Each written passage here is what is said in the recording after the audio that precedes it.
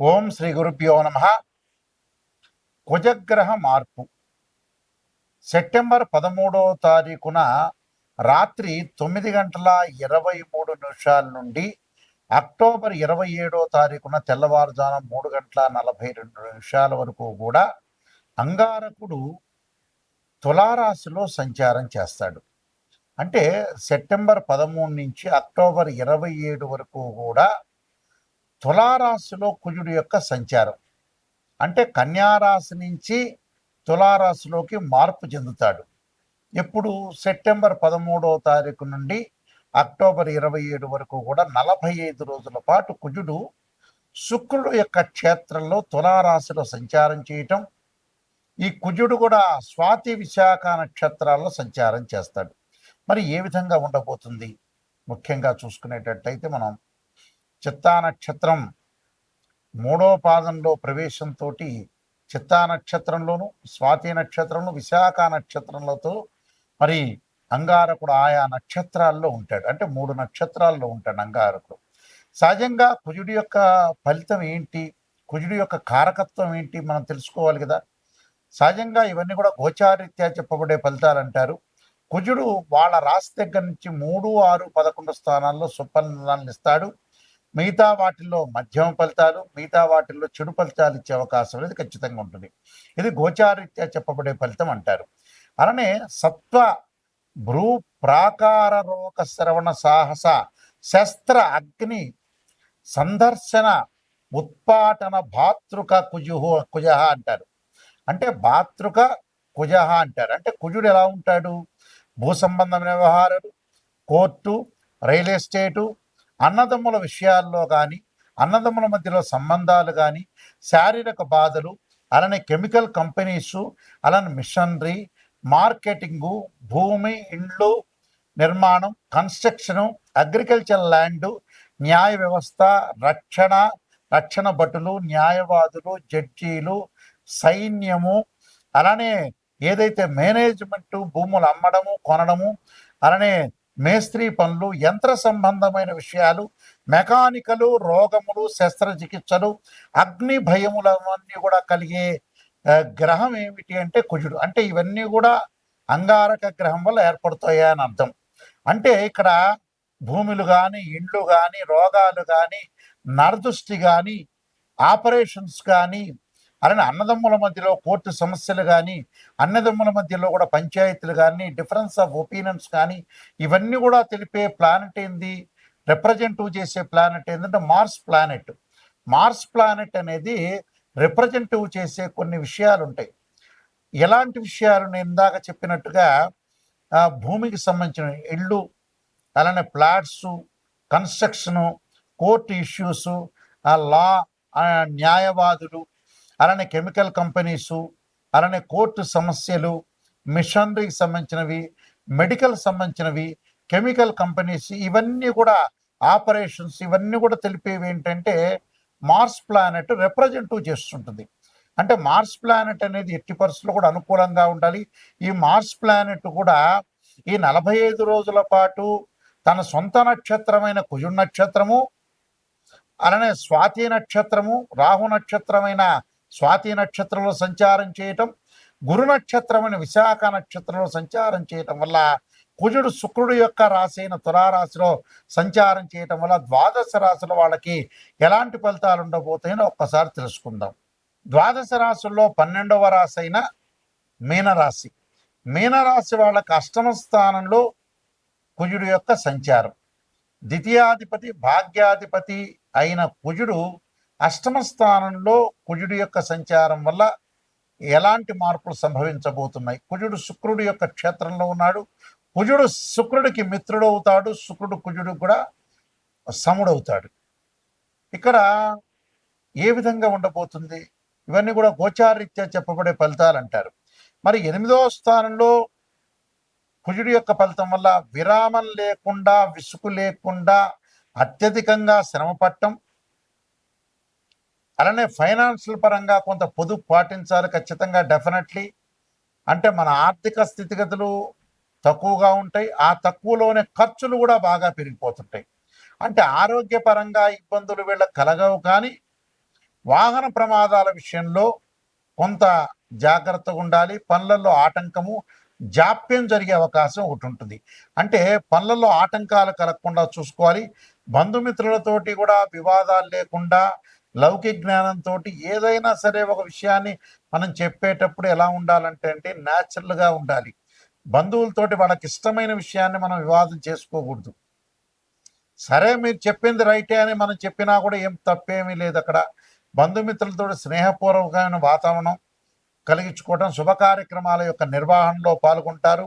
అలానే భూమి రీత్యా వివాదాలు జరగకుండా చూసుకోండి. పెద్ద మనుషులను పెట్టి కొంత జాగ్రత్తగా వివరించండి. భార్యాభర్తల మధ్యలో కొంత విరోధ భావాలున్న చిన్న చిన్న విషయాలకి వాళ్ళు ఎక్కువగా ప్రతిస్పందించడం కొంతకాలం మాత్రమే ఉంటుంది. ఆ తర్వాత వెళ్ళిపోయే అవకాశాలకి ఉంటుంది. రహస్య అవయవులు కొన్ని ఉంటాయి. అలాంటి వాటిలో కొన్ని ఇబ్బందికరమైన వాతావరణం ఎక్కువగా ఉంటుంది.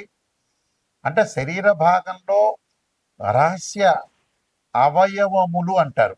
అంటే సీక్రెట్ సంబంధించిన విషయాల్లో కొంత ఇబ్బందులు కలిగే అవకాశాలు ఎక్కువ ఉంటాయి. ఆ ఇబ్బందులు కొంచెం డాక్టర్ని కన్సల్ట్ చేయటం, భగవంతుడి యొక్క ఆరాధన వల్ల తగ్గే అవకాశాలు ఎక్కువ ఉంటాయి. చెడు వార్తలు వినటం వల్ల విసుగు చెందొద్దండి. మీ మనోబలాన్ని ఎప్పుడూ కూడా పెంచుకొని ముందుకు వెళ్ళండి. మనోబలం అనేది మనం పెంచుకోకపోతే ఇబ్బందికరమైన వాతావరణం ఖచ్చితంగా వస్తుంది. అలాంటి ఇబ్బందికరమైన వాతావరణం లేకుండా జాగ్రత్త పడటం చాలా మంచిది ఈ రాశి వాళ్ళు. అంటే ఎలాంటి వివాదాలకి వెళ్లకుండా బ్యాంకు లోన్లు వచ్చే అవకాశాలు ఎక్కువగా ఉంటాయి.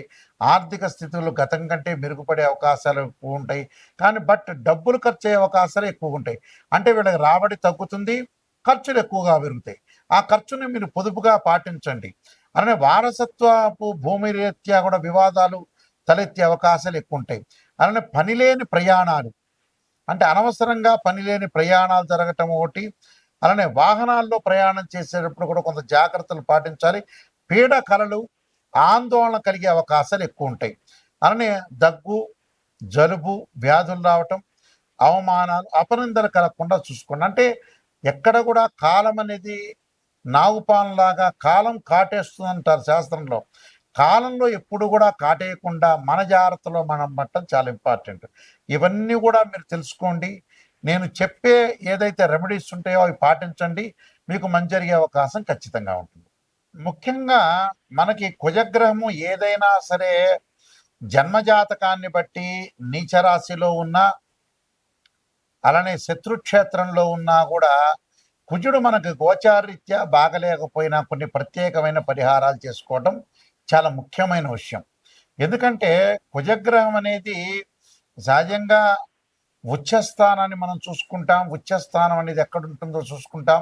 చూసుకున్న తర్వాత దాని యొక్క నీచ స్థానాన్ని కూడా మనం గమనిస్తూ ఉంటాం. అయితే ఇక్కడ గోచారీత్యా ఇక్కడ మనకి కుజుడు అనుకూలంగా లేకపోయినా మనం పుట్టినప్పుడు బర్త్ చార్ట్ అనేది ఒకటి ఉంటుంది, జన్మజాతకం అనేది. ఈ జన్మజాతకంలో కూడా కుజుడు నీచ స్థానంలో ఉన్న, కుజుడు శత్రుక్షేత్రంలో ఉన్న, కుజగ్రహంతో అనేక గ్రహాల యొక్క కలయిక కలిగి అది ఏదైతే మనకి చెడు ఫలితాలను ఇచ్చే అవకాశం అనేది కొన్ని కుజుడు ఉంటుంది. కాబట్టి కుజుడు అసలు ఏ స్థానంలో ఉంటుందో మనం తెలుసుకోవాలి. అంటే నీచ స్థితి అంటే జన్మజాతకంలో కర్కాటక రాశి నీచ స్థానం. అలానే కర్కాటక నుంచి మనం లెక్క వేసుకుంటే సప్తమం అనేది మకర రాశి. మకర రాశిలో కుజుడు ఉచ్చస్థానంలో ఉంటాడు. కుజుడికి వచ్చేటప్పటిగా సహజంగా మేష వృశ్చిక రాశులు అనేవి స్వక్షేత్రాలు అని అర్థం. అంటే ఏదైనా సరే జన్మజాతకాన్ని చాలా ఇంపార్టెంట్. ఇవన్నీ కూడా గోచారీత్యా చెప్పబడే ఫలితాలు అంటారు. గోచారీత్యా కూడా ముఖ్యంగా మనకి ఏ విధంగా ఉండబోతుందో చూసుకోవాలి. అలానే మన జన్మజాతకంలో కూడా కుజమార దశ కలిసి వస్తుందా లేదా చూసుకోవాలి. కుజుడు నీచ స్థానంలో ఉన్నాడా లేదా చూసుకోవాలి. అయితే ఓవరాల్గా కుజుడి వల్ల మనకి చెడు ఫలితాలు జరుగుతుంటే మనం ఎలాంటి పరిహారాలు చేసుకోవాలో మనం తెలుసుకోవాలి. ముఖ్యంగా చాలా మంది కూడా రకరకాలుగా కుజదోషాలు ఉంటాయి. కుజుడితో ఏర్పడేవి చాలా కాంబినేషన్స్ అనేవి ఉంటాయి. 2, 4, 7, 8, 12 స్థానాల్లో ఉంటే దాన్ని కుజదోషం అని అంటారు. అలానే కుజుడు కొన్ని రాశులకి 13 నక్షత్రాల కుజదోషం అనేది వర్తించదు సహజంగా. అలానే కుజుడు కూడా ఇక్కడ కొన్ని రాశుల్లో కొన్ని లగ్నాల్లో జన్మించిన వాళ్ళకి కుజదోషం అనేది వర్తించదు. అలానే కుజుడు గురువు కూడా కలిస్తే జన్మజాతకంలో కుజుడు యొక్క దోషం పోతుందని శాస్త్రం చెప్పారు. కాబట్టి ఇక్కడ కుజుడు యొక్క ఫలితం ఏ విధంగా ఉందో ఒక్కసారి మనం తెలుసుకుందాం. ఇక్కడ గోచారీత్యా కుజుడు బాగున్నాడా లేదా తెలుసుకోవాలి. నెక్స్ట్ వచ్చేటప్పటికల్లా కేవలం నాట్ ఓన్లీ ట్రాన్సిట్ సిస్టమే కాదు, గోచారమే కాదు, జన్మజాతకంలో కూడా కుజుడు ఎక్కడ ఉన్నాడు అంటే నీచ రాశిలో ఉన్నాడా, కర్కాటక రాశిలో ఉన్నాడా, కుజుడు ఉచ్చస్థానమైన మకర రాశిలో ఉన్నాడా, వారు ఏ లగ్నంలో జన్మించారో ఆ లగ్నాన్ని కుజమార్దశ కలిసి వస్తుందా లేదా తెలుసుకోవాలి. కుజుడు గోచారీత్యా కూడా మంచి స్థానంలో ఉన్నాడా లేదా అంటే శుభస్థానంలో ఉన్నాడా లేదా తెలుసుకోవాలి. జాతకంలో కుజదోషం అనేది ఉందా లేదా అంటే కుజదోషం అంటే 2, 4, 7, 8, 12 స్థానంలో కుజు ఉంటే దాని కుజదోషం అని. కొన్ని నక్షత్రాల కుజదోషం వర్తించదు కూడా. అలాంటి 13 నక్షత్రాలు ఉన్నాయి, కొన్ని రాసులు ఉన్నాయి, కొన్ని లగ్నాలు ఉన్నాయి. అలానే కుజుడు కొన్ని గ్రహాల యొక్క కాంబినేషన్ తోటి కూడా కుజదోషం అని పోతుందని మన శాస్త్రం చెప్పబడింది. అందువల్ల ఇక్కడ కుజుడు గురువు కలిస్తే కూడా కుజదోషం అనేది పోతుంది. కాబట్టి ఇక్కడ కుజగురువుల యొక్క కలయిక కానీ కుజుడి మీద గురుదృష్టి కూడా ఉంటే ఖచ్చితంగా ఈ కుజదోషం అనేది పోతుంది. కాబట్టి కుజుడి యొక్క ప్రభావం ఎలా ఉండబోతుంది, అందులో ముఖ్యంగా కుంభ సింహరాశుల్లో జన్మించిన వాళ్ళకి కుజదోష ప్రసక్తి లేదని శాస్త్రం చెప్పారు. అంటే కుంభే సింహే నదోష అంటే నదోషం అంటే ఇక్కడ ఏంటంటే వాళ్ళకి నదోషం అంటే ముఖ్యంగా చెప్పబడింది ఏంటంటే ఈ 2 రాశుల వాళ్ళకి శాస్త్ర ప్రకారంగా దోషం అనేది ఉండదు అని అర్థం. అంటే గురుమంగళ సంయోగే భౌమ దోష నవిద్యతే అన్నారు ఇక్కడ. అంటే గురువు కుజుడితో కలిసిన అలానే గురువు యొక్క దృష్టి కుజుడి మీద ఉన్నా కూడా ఇక్కడ కుజదోషం అనేది వర్తించదు అని చెప్పారు. అలానే కుంభే సింహే నదోష స్యాత్ అంటారు. అంటే కుంభంలో కానీ సింహరాశిలో జన్మించిన వాళ్ళకి కుజదోషం వర్తించదని శాస్త్రంలో చెప్పారు. కాబట్టి కుజదోషం నిజంగా ఉంది, కుజుడు గోచారీత్యా బాగలేదంటే దాని ప్రత్యేకమైన పరిహారాలు అంగారకాయుజ్ఞే శక్తి అస్థాయిమే తన్నో భౌమ ప్రచోదయాత్ అనే మంత్రాన్ని, అలానే అంగారక పాశుపతాస్ రుద్రాభిషేకాన్ని చేసుకోవాలి. దానితో పాటు ముఖ్యంగా అంగారకుడు సంబంధించిన పాశుపతాస్ హోమం చేసుకోవటం చాలా ఇంపార్టెంట్. అంగారకుడు సంబంధించిన పాశుపతాస్ హోమము పూజ జపం ఉంటుంది 7000 సార్లు, బ్రాహ్మణోత్తములు చేస్తారు.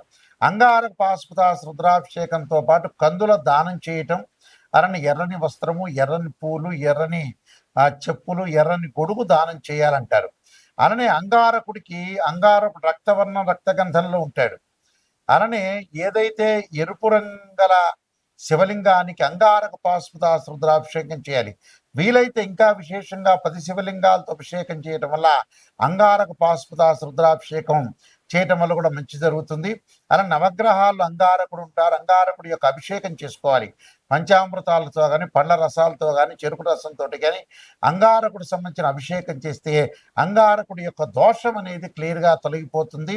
తొలగిపోవటం వల్ల రియల్ ఎస్టేట్ కానీ, కన్స్ట్రక్షన్స్ కానీ, గొడవలు కానీ, తగాదులు కానీ, అన్నదమ్ముల మధ్యలో కానీ, శారీరక సంబంధాలు కానీ, అలా న్యాయ వ్యవస్థ కానీ, న్యాయవాదులు కానీ, భూముల అమ్మకాలు కొనుగోలు చేయటాలు కానీ, మెకానికల్ సంబంధించిన ఏదైతే షాప్స్ ఉంటాయో వాళ్ళకు కానీ, అందరికీ కూడా మెడికల్ కంపెనీల వాళ్ళకు కానీ, మెడికల్ ల్యాబొరేటరీస్ వాళ్ళకు కానీ, డాక్టర్స్ కానీ అందరికి కూడా అనుకూలంగా ఉండే అవకాశం ఖచ్చితంగా ఉంటుంది. మీ అందరికీ కూడా అంగారకుడు సుబ్రహ్మణ్య స్వామి అనుగ్రహం కలగాలని ఆశిస్తూ సర్వే జనా సుఖినో భవంతు.